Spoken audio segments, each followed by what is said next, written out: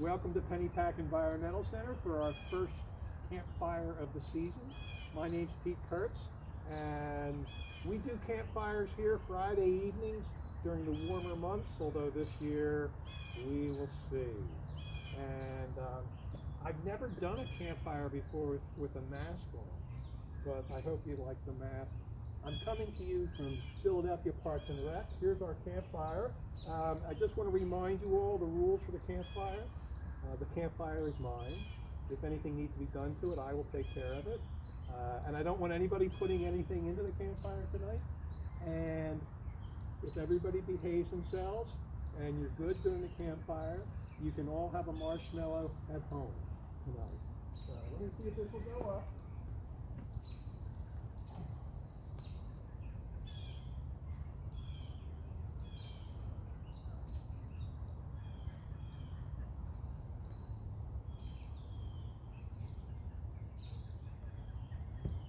So tonight I've got 3 stories to tell you. One is a Native American tale. The second is a story from Old England that's really more for the adults, but nothing inappropriate for children. And then the third story is going to be a jack tale. So I hope you'll all enjoy it. We'll see if the fire's going to be okay. It looks like it's coming along all right. A little smoky. And we're hoping that later in the summer, maybe we'll even be able to do a campfire with more people here than Stephanie, who has been kind enough to try to video this for us, so we can all enjoy a little bit tonight. Or day. And it looks like our campfire is going to get going over. There's many different types of stories that I like to tell. Native American stories I always enjoy because lots of times they deal with animals. This is a Native American tale about bear. And why bear has such a small tail. And the tale goes that long ago, before there were any people on this earth, the animals were here, and the animals could speak to one another. And in those days, bear had perhaps the most beautiful tail of any animal in the forest. He had a long, black, silky furred tail, perhaps about this long. And it really was probably the most beautiful tail of any animal. But of course, bear was also the biggest animal. I mean, bear could get to be 500 or 600 pounds. And he was so strong, he could just turn over a big old log. He could do whatever he wanted. Well, that's what he thought. And because his tail was so beautiful, he was often bragging to the other animals about his beautiful tail. And sometimes he might even come and swish that tail right in the animal's face. And what did they do? Because it was bear. But they didn't like it. And they put up with it because they had to. But one day, Fox, who perhaps has the most beautiful tail of any animal today, Fox got so fed up with bear bragging about his beautiful tail that he decided he was going to do something about it. And what he did is he waited until just the right time. When the winter winds had blown across the land and frozen all the lakes and ponds to ice, Fox was waiting for bear. And as bear came down the trail heading towards his lodge, he looked out on the pond and he saw Fox sitting out in the middle of the pond on the ice. And when bear looked, he could see something else, and he was curious, and he came out, and when he got close to Fox, he could see Fox had cut a hole in the ice, and there were fish all around the hole, and Fox was sitting with his tail down in the water, and his bear came up, all excited because he loved fish. Fox just went like this. And when he did, all of a sudden he twitched, he pulled up his tail, and there at the end of his tail was another fine, fat fish, which he put down, and he stood up and he goes, "Ah, bear, we with such beautiful tails, we can use them to catch fish. Look at the fine dinner I will have tonight." And bear got so excited. He goes, "Oh, I love fish. Could I try fishing too?" And Fox said, "Of course. But as you can see, I've caught all the fish in this hole. Come, friend, let me take you to another part of the lake." And he took Bear over to a section of the pond where Fox knew the water was very shallow and there would be no fish. And he took Bear over with great ceremony. He cut a hole in the ice, and then he said, "Now, Bear, There's a method to this. You have to do it a certain way. Put your tail down in the water with your back to the hole. Close your eyes. Do not think about fish. Do not sing a song about fish. And just quietly wait until you feel the fish on the end of your tail and you pull it up. It's as simple as that. And so Bear, all excited, he sat down, he put his tail into the water. He didn't think about fish. He didn't sing a song about fish. And he waited. But after a while, he opened his eyes, he looked at Fox, he goes, Fox, my tail, it's so cold. I don't know if I feel the fish on the end of my tail. Said Fox, it takes some practice. I will help. I will sit and watch. And when I see a fish on your tail, I will just say, now, Bear, and you can pull up your dinner. And so Bear, he settled back down, he put his tail in the water, he closed his eyes, he didn't think about fish, he didn't sing a song about fish. Waited and watched until finally he saw what he was looking for. Bear, being so calm, had fallen asleep. And as soon as he fell asleep, Fox gathered up all his fish, he headed off, he cooked himself up a fine fish dinner, and he went to bed. And the next morning he went back to check on Bear. And overnight it had snowed a bit, so when he came down to the pond at first he didn't see Bear at all. But then he looked and he saw this big white lump over where he had left Bear, and sure enough, Bear was still snoring away, sound asleep, sitting on the pond. And Fox crept down behind him, and as soon as he got right behind Bear, in the loudest voice, he just said, now, Bear! And Bear woke up, he pulled his tail up, he looked around to see the fish, but overnight, the pond had frozen solid, and when Bear went to pull up his fish, he yanked off his tail, and all he had left was the little nubbin of a tail which he still has today. So it is today. Bear has a very short tail and still no love for Fox. And that's our first story. So it looks like our fire is going well. I'm going to put a couple more logs on here.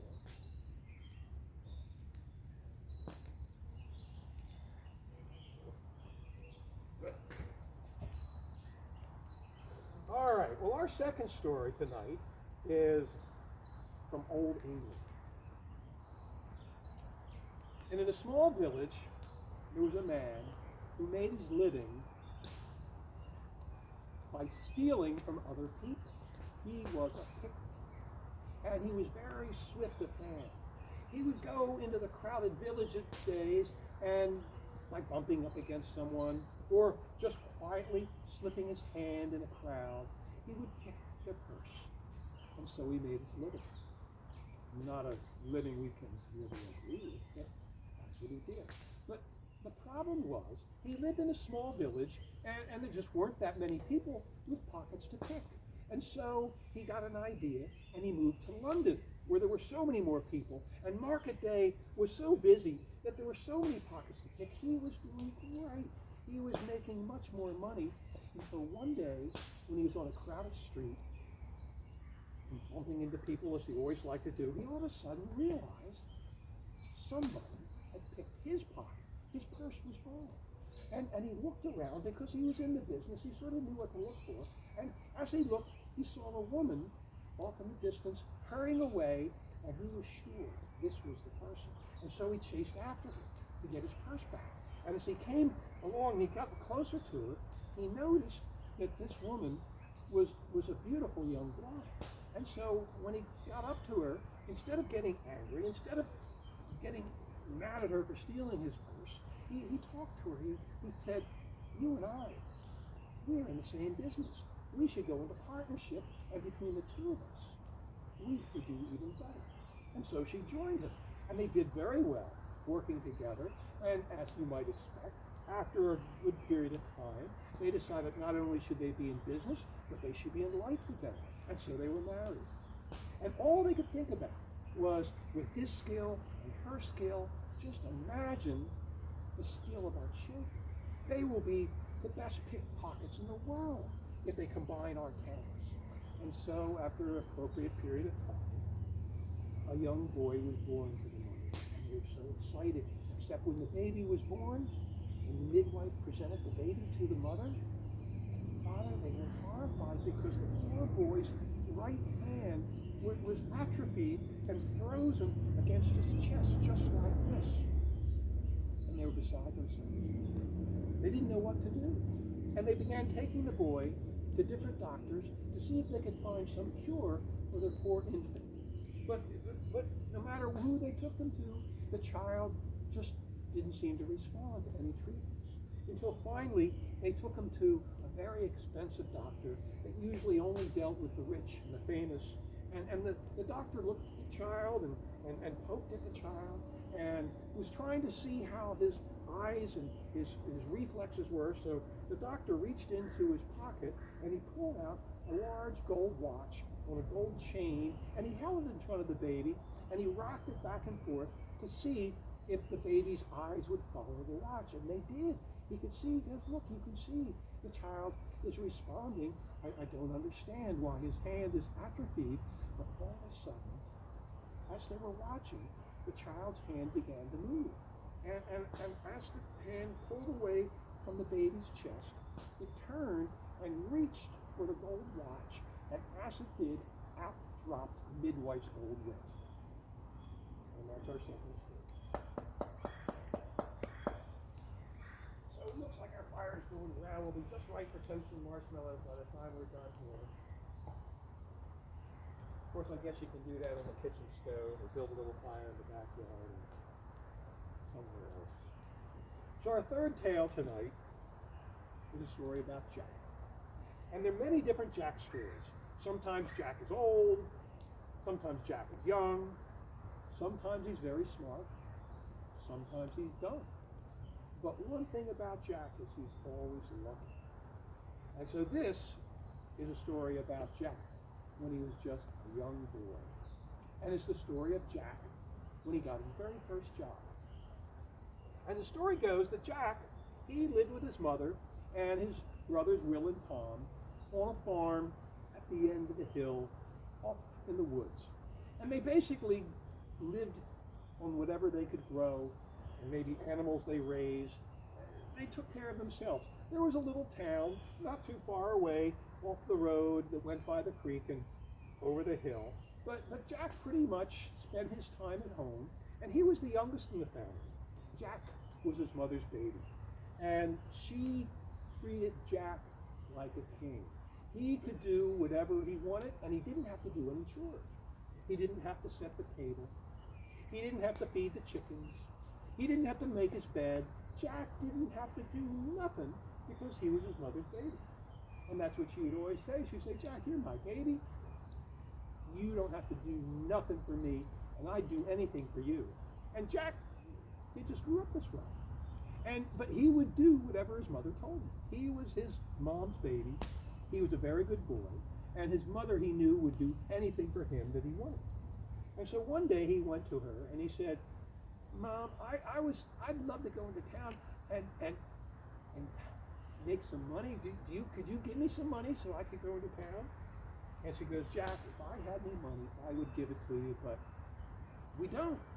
If you want money, you're going to have to hike into town and get a job. Jack thought about that. He said, well, that's what I'm going to do. I'm going to hike into town, and I'm going to get myself a job. So he headed off down the road that went along the creek, and it went up over the hill where the king lived. And, of course, every day he had to listen to the king's daughter crying away in the window because, well, her mom had died a year or so ago. She was all at her king, but he was so fed up with listening to his daughter cry, he said, anybody that can get my daughter to laugh, I'm going to give him a bucket of gold coins. But Jack, he headed on to town. He looked around the shops, and he saw a shop window that said help wanted. So in he went. And he went into the shop, and he said, I see you have help wanted, son. I need a job. Could you give me a job? And the man looked at Jack, and he goes, well, what can you do? And Jack just looked back and just goes, nothing. I can't do nothing. And the man said, well, I can't use you, Jack. And off he went. He found another shop, went in. I'm looking for a job. I need to make some money. And the man said, well, what can you do, Jack? Nothing.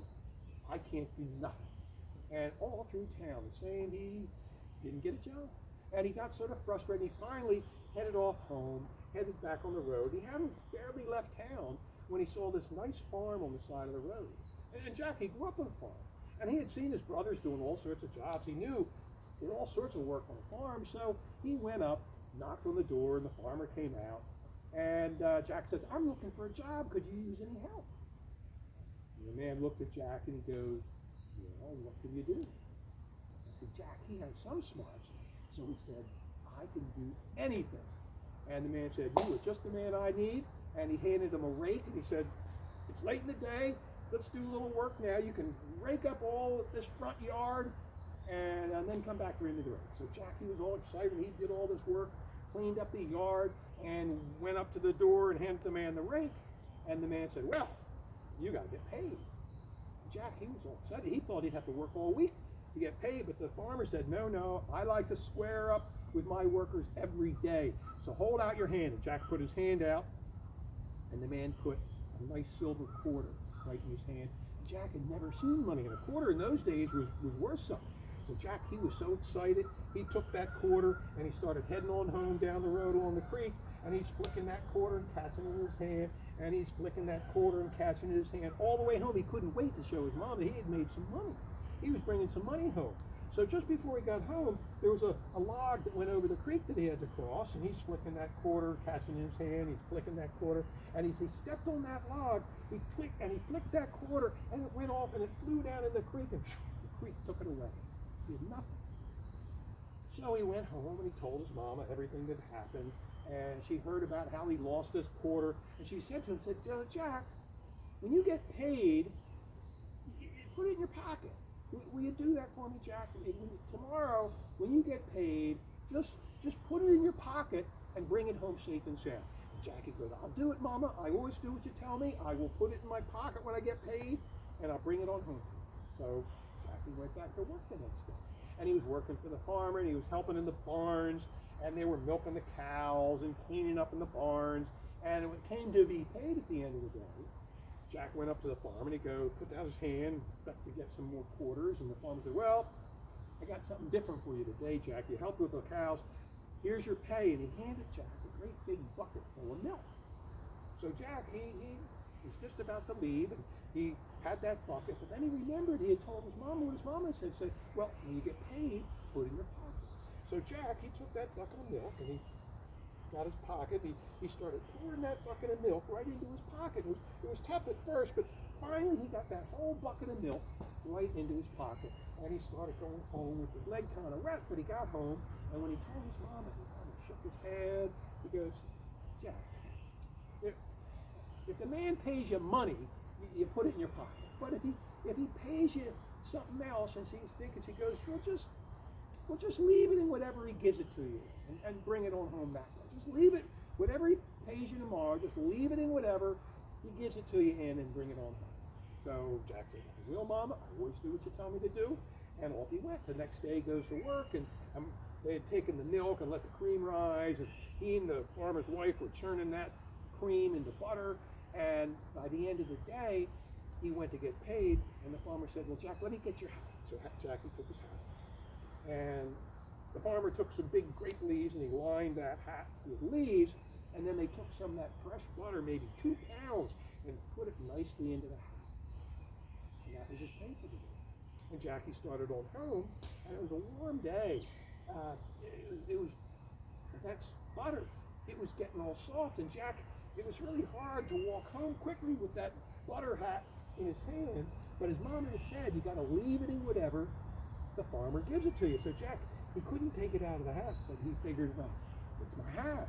So he just took the hat and he put it on top of his head, and then he ran home as fast as he could.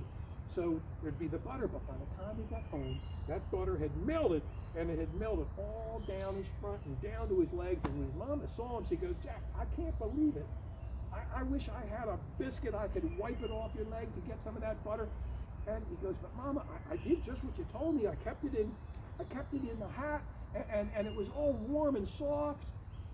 And she goes, "Jack, you got to use your head, Jack. You got to, all the way home, you're walking along the road. What's right next to the road?" "The creek." And when we gotta cool stuff down here at the farm, when we gotta cool down our milk and butter and stuff, where do we take it? And Jackie said, well, we take it to that place where we can just put it in that box by the creek. Keep it exactly right. Now, if it's warm and soft, you could have just gone over and put it in the creek for a little bit until it cooled down and then kept on coming home. So will you remember that for me, Jack? And he goes, I will, and I always do what you tell me, Mom. So off he goes to work the next day, and he's doing more work for the farmer, and it came down to being paid, and Jackie was all excited because he didn't know what he was going to get, and the farmer goes, you wait here, Jack. I got something really good for you today. And Jackie was all excited because he didn't know what he was going to get, and the farmer came out with a little, tiny, furry puppy.